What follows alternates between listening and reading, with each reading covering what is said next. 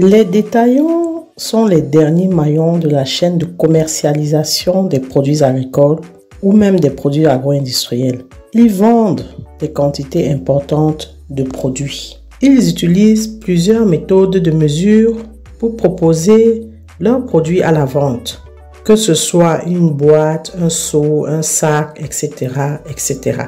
AgriTV Web est allé sur le terrain afin de faire le tour de ces différentes méthodes de mesure des produits à la vente.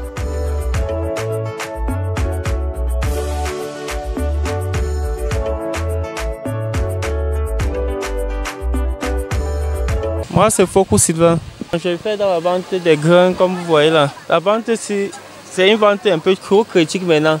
Parce qu'à fur et à mesure que les choses deviennent chères, et il y a plusieurs mesures. Comme les boîtes de lait ici, ça se présente en deux faces. Ceci, c'est la petite boîte. Là, c'est la grande boîte. C'est ce qui fait que quand les clients viennent du haut, ils disent qu'on vend l'haricot à 250 là en haut. C'est avec la fausse boîte. Tandis que nous sommes ici, nous vendons l'haricot à 300 avec la bonne boîte. Bon, quand le client insiste qu'il veut l'haricot de 250, nous sommes obligés de le vendre avec cette boîte. Ouais. Pour lui satisfaire, pour ne pas perdre de l'argent. Ouais. Par rapport au prix, au seau comme ça, il y a les seaux-ci. Ici, ce sont les faux seaux de 5 litres. Nous avons aussi les grands seaux-ci. Ça, c'est les grands seaux de 5 litres. Qu'on ne met pas, on n'expose pas trop la marchandise avec. Parce que quand ceci est plus grand que ça, si quelqu'un veut, parce que nous on expose avec ça parce que le prix d'haricot est tellement élevé. Et c'est vrai qui est là que pour s'en sortir, pour satisfaire le client, il faut lui vendre dans le petit seau. Parce que bon, mais il y a aussi les connaisseurs qui exigent le grand seau, même si c'est au prix normal, ils prennent et ils s'en sortent. Ouais, c'est ça qui fait en sorte que nous sommes obligés de mettre les faux seaux, les vrais seaux. Pour le maïs, ça c'est le maïs. Comme la saison a été mauvaise cette année, le climat n'a pas donné. Ce qui fait que le seau de maïs monte à 2000. Donc, c'est la tasse 75 la tasse. C'est la grande tasse. Et là, c'est la petite tasse. La grande tasse sur le maïs. Sur le maïs, ça coûte 100 francs. On peut vendre la petite tasse à 75 francs. Oui, pour satisfaire le client. Parce qu'on ne peut pas laisser l'argent partir. On est au marché pour ça. Bon, le couscous maillon se vend à 2000 francs le seau. Et il y a aussi le demi-seau qui coûte 1000 francs. Il y a aussi les thèmes petites mesurettes aussi. Comme ceci, on vend à 800. Là, c'est 500. Donc, c'est ce qui fait qu'on est obligé de vendre comme ça. Et même chose sur les arachides, ça se vend aussi en petites mesurettes. C'est ça notre commerce. Le coquille, cette année, le coquille a alors porté les galons. Nous n'avons jamais vendu le coquille à 5000, mais ce tout-ci s'est monté à 5000 le seau. Le demi-seau, c'est 2500. La boîte de lait, c'est la bonne boîte de lait que le voici. Il coûte 300, ici 250. Il y a aussi un haricot blanc là, qui coûte à 6000 francs le seau. Le demi-seau à 3000. La boîte de lait 300. Ça, ce sont les systèmes des supermarchés. Vous savez que dans les supermarchés, les gens sont habitués à classifier les haricots pour vendre en kilos. Ça, c'est le système des... Parce que dans les supermarchés, ce sont les gens un peu... qui ont, on peut dire, le système de l'Europe. Ce sont eux qui entrent dans les supermarchés pour acheter en kilos. Nous, non. Bon. Je ne paie pas. Je ne paie pas pourquoi? Parce que je sais que quand je prends dans la mesurette, dans le seau, ça me donne un nombre de machins. Parce que dans la bonne bol-ci, nous appelons ça le 1 kg. Et dans 1 kg, là, quand nous mesurons ici, ça sort 5 fois dedans. Ce qui fait que ça revient toujours, le seau revient à 5 000. Nous ne perdons pas. Ceux qui pèsent avant de vendre, moi je vois qu'eux gagnent même plus que nous. Pourquoi? Parce qu'ils trient la bonne qualité. Pour nous, on appelle ça le marché des vracs. Nous ne trions pas comme eux. Nous ne trions pas comme eux. C'est ce qui fait que quand le client vient toucher comme ça, il va toujours vous montrer une graine qui est gâtée dedans. Oui. Tandis que les gens qui vendent en kilo là, c'est la bonne qualité. Non, nous ne prenons pas soin de ça, comme ceux-là. Parce que quand ils font comme ça, ils mettent dans... Souvent, ils lavent même avec de l'huile pour que ça brille avant de plastifier. Un kilo là, c'est trop de problèmes. Je ne peux pas, oui, c'est trop de problèmes, trop de travail. Parce que le temps de trier beaucoup et plastifier aussi. Nous sommes habitués à la vie, donc les clients sont habitués à la vie des vracs. Parce qu'ils se disent que c'est ça qui est moins cher. Parce que nous constatons que les clients aiment beaucoup acheter même les choses au sol par rapport qu'on met sur les comptoirs. Bon, beaucoup d'exemples. Parce que comme nous partons dans le marché de Fundi, nous voyons les gens verser les choses au sol, c'est là où les gens viennent se verser pour acheter. Parce qu'ils se disent que c'est moins cher. Mais si nous emballons, nous mettons dans les plastiques comme ça, les gens ne vont pas acheter en disant que c'est cher. C'est ce qui fait que bon, on est obligé de vendre comme ça pour s'en sortir. Bon, je n'ai pas encore trouvé un autre domaine. Sinon, je suis d'abord basé dans les grains. Parce que c'est ce que j'ai grandi dedans. Si on ne sait jamais, quand la vie nous réserve des surprises, on peut changer comme on peut le rester dedans pour devant. Ça dépend des portes qui vont s'ouvrir devant.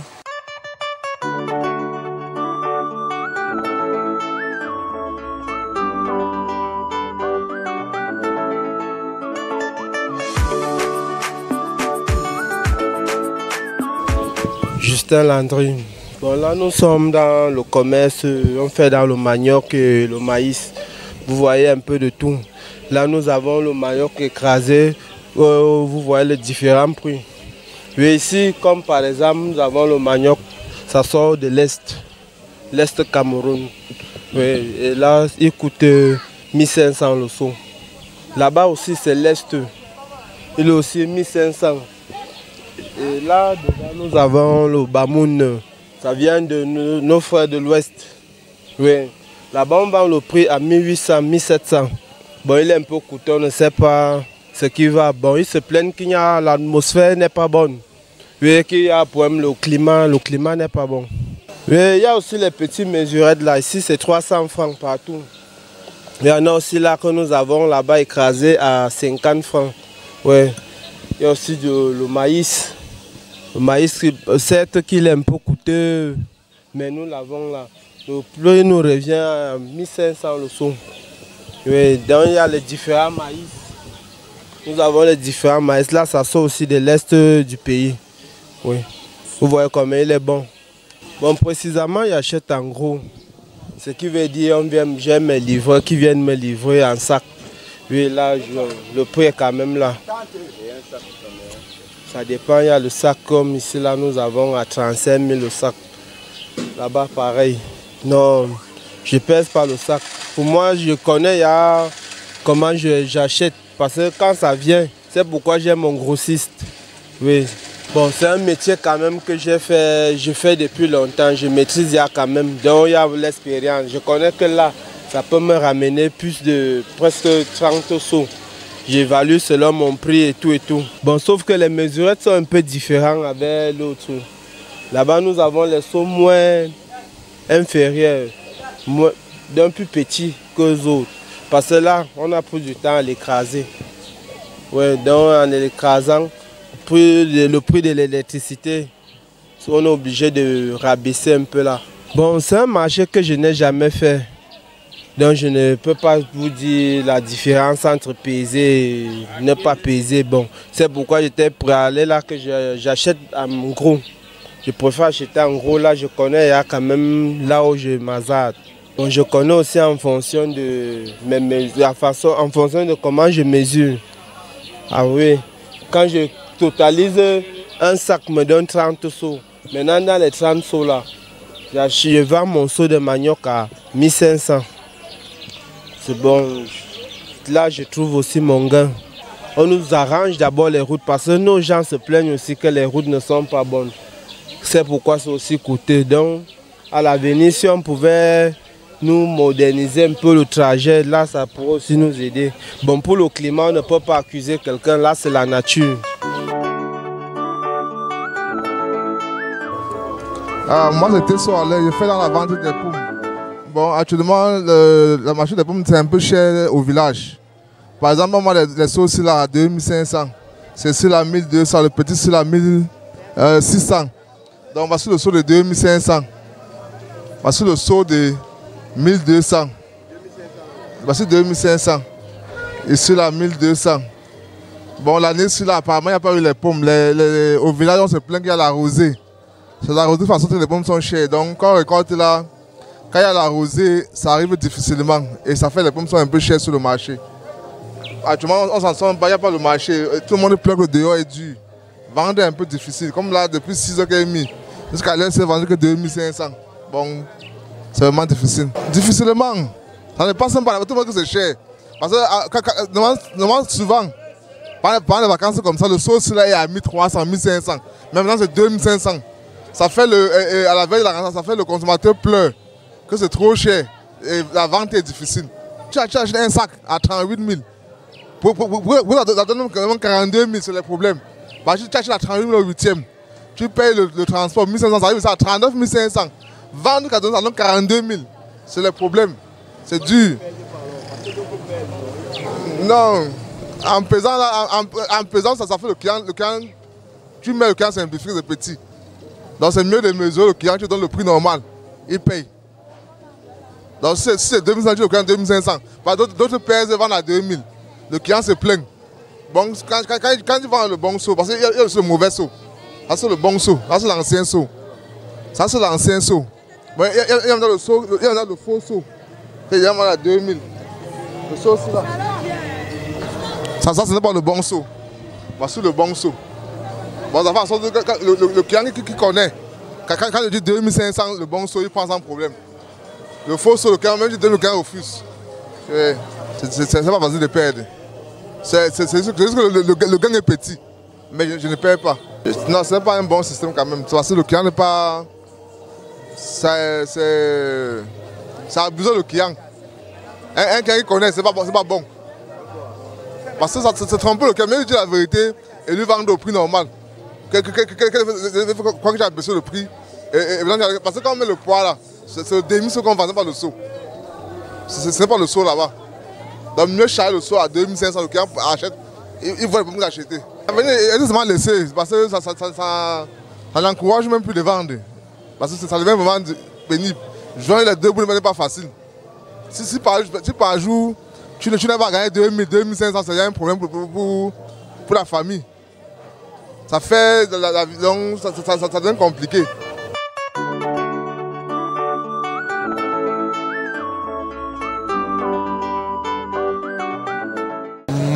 Monsieur Mohamed, je suis vendeur de toutes les épices composées, donc de toutes les épices du genre de cuisine en général, des épices de condiments secs en général.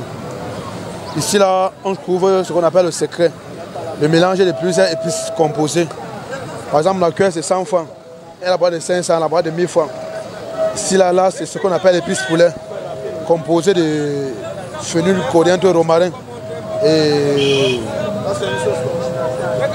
et ce qu'on appelle le colorant pour changer la couleur.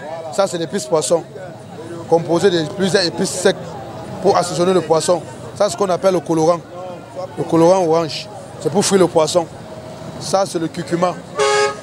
Ça c'est le curcuma sec. Ça là c'est le curry. Le curry écrasé. Là-bas c'est le poivre blanc. Le poivre blanc sec écrasé. Là-bas c'est l'épice viande. Et là-bas c'est le colorant rouge. Ici là c'est le poivre blanc. Ça se vend à partir de 50, 100 francs, 50, il y a 200, il y a 100 francs, il y a 500, 1000 francs, 2000. Ça c'est le cou de girofle. Le cou de girofle, il y a 500, il y a 1000 francs. Et ça c'est ce qu'on appelle les lentilles. Ça se vend à partir de 100 francs, 200, 500. Ça c'est l'herbe de province. 50, 100 francs, 500. Ça c'est le romarin. Ça se vend à partir de 50, 100 francs les bouchons. 500 la boîte. Ça, c'est la fenouil. C'est bon, c'est comme ça. Ah, si, là, c'est le... Là, c'est l'anis vert. Anis vert. C'est bon aussi comme les fenouil, parce que ça a le même prix. On vend ça en kilos. Ça, c'est la coriandre. Ici, c'est le poivre noir. Poivre noir. Poivre noir, ça se vend en boîte. C'est le même prix comme le poivre blanc. Ça se vend en boîte. Ça, c'est le pépé. Ça se vend en grain. Il y a 10 à 100 francs. 20 à 200. La boîte de 250, la boîte de 500. Ça, c'est le cas de côté. Ça se vend aussi en grain comme ça. En morceaux comme ça. Il y a le 4 à 50, 8 à 100 francs, la boîte à 500. Ça, c'est les rondelles. Ça se vend en grain 5 à 100 francs. 10 à 200, 20 à 400. Ça, c'est le mbongo. La boîte, c'est 500, 250. Si ça, le mbongo, ça se vend 3 à 100 francs. Ça, c'est la cannelle. Ça se vend en tige, 3 à 500. Ici, là, ce qu'on appelle le poivre long d'Afrique. On vend la boîte à 500. Il y a aussi en détail. Ça, c'est ce qu'on appelle le feu de laurier. Ça se vend 6 à 100 francs. 200, 300, 500. Ça, c'est le mbongo. L'autre qualité de mbongo, parce qu'il y a deux qualités de mbongo, le long et le court. Ça, c'est le court, on vend 3 à 100 francs. Non, on ne peut pas perdre. Par contre, c'est comment, quand tu prends un peu au prix de gros, tu sais comment tu peux essayer de revendre en détail de 50 à 100 francs. Pour t'en sortir. Les gens qui mettent en kilo avant de vendre, parce que quand ils prennent, parce que ça dépend de ton prix de gros. Par exemple, si je prends au prix de gros, par exemple le kilo, on te pèse 1 kilo même, le kilo de poivre blanc, par exemple, c'est à 6 000. Tu pars au prix de gros, on te pèse même à 5 500, tu peux revendre à 6 000 au prix de gros. Tu as tes 500 en kilo, tu ne payes rien, tu peux facilement vendre en kilo. Par exemple, en général, on n'a pas de clients, on ne peut pas couvrir un client qui veut vendre 100 kilos, parce que c'est un peu cher. On vend en fonction des milieux. On vend ça en fonction des milieux, parce que je peux couvrir ça au supermarché. On vend par exemple au supermarché en kilo. On mesure en supermarché en kilo ou en grammes. Ici, je ne peux pas t'en sortir comme ça. Par exemple, il y a quelqu'un qui peut facilement avoir pour 50. Je ne peux pas mesurer pour 50 dans un kilo. Alors que par exemple, au supermarché, je ne peux pas couvrir le poids de 50. Ceux qui vendent un kilo s'en sortent un peu mieux parce qu'en majorité, les gens qui vendent un kilo, ce sont des gens qui sortent dans le champ. Les gens qui importent, les gens qui cultivent ça eux-mêmes. Par exemple, si tu cultives toi-même, tu peux vendre en kilo comme tu veux, au prix comme tu veux. Tu peux facilement vendre en kilo forcément sans avoir des problèmes. Oui, je peux faire dans l'avenir, il pourrait bien faire une boutique d'épices, d'épicerie. Je peux ouvrir une épicerie si Dieu me permet d'avoir un capital important.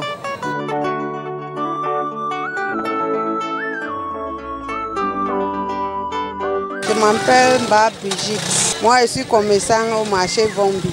Donc, je vends le haricot, les arachides, le maïs, un peu de tout. Donc, le haricot, c'est déjà cher maintenant. Le sac qu'on a acheté à 45 000 est déjà à 130 000. Donc, on n'arrive pas à acheter. Donc, le seau de 5 litres qu'on vendait à 3 500 est déjà à 6 000. Donc, c'est pour ça que les gens ont déjà fabriqué plusieurs qualités de seaux. Donc, tu peux trouver le seau de 5 000 qui est petit, le seau de 4 000. Mais le vrai seau, les faux seaux, le seau de 3 000, c'est le bon seau, bon demi-seau. Donc, le seau de 6 000, c'est le bon seau aussi. Mais moins de ça, c'est déjà le faux seau. Arachide. Le sac d'arachide qui était à 30 000, maintenant c'est déjà à 55 000. Et tu sais, on vend déjà le seau d'arachide, le vrai seau à 3 000 francs et le demi-seau à 1 500. Mais il y en a beaucoup de fausses tasses au marché que tu peux trouver, la tasse de 75, même la tasse de 50. Il y a plusieurs qualités de tasses. Mais c'est mieux de vendre au bon prix. Tu expliques aux clients que voici comment ça se passe. Moins de ça, c'est déjà le faux seau et les fausses tasses. Quand moi j'achète le sac, je connais déjà le nombre de seaux qui sortent dans le sac. Donc, je sais que si j'achète un sac qui donne 20 seaux, et c'est que je ne peux pas perdre. Des fois, tu achètes le sac, on te dit que c'est 20 seaux qui sortent dedans. Tu viens, tu mesures, ça donne 18 seaux. Donc maintenant, tu vends déjà à paix. Des fois, quand on arrive au marché, je préfère acheter les seaux. Si j'achète les seaux, en gros, à 2800 ou 2900, je viens au marché, je vends à 3000 et c'est que j'ai mes 100 francs sur le seau. Moi, je ne maîtrise pas ça. Nous, on vend dans le seau. C'est seulement ça. Tu vois comment les seaux sont déjà vides parce que je n'arrive pas à acheter le sac. Parce qu'avant, le sac était à 45 000. Maintenant, c'est déjà plus de 100 000. Je n'arrive plus à acheter. Tu vois comment c'est vide partout. Notre chaîne subissant actuellement des restrictions, nous vous remercions de liker, de commenter et de partager nos vidéos. Abonnez-vous à Gris TV Web si ce n'est encore fait et activez la cloche de notification pour ne pas manquer nos prochaines publications. Et rappelez-vous toujours et toujours que savoir est le point de départ, mais c'est agir qui fait et qui fera toujours toute la différence. Maintenant que vous savez, place à l'action.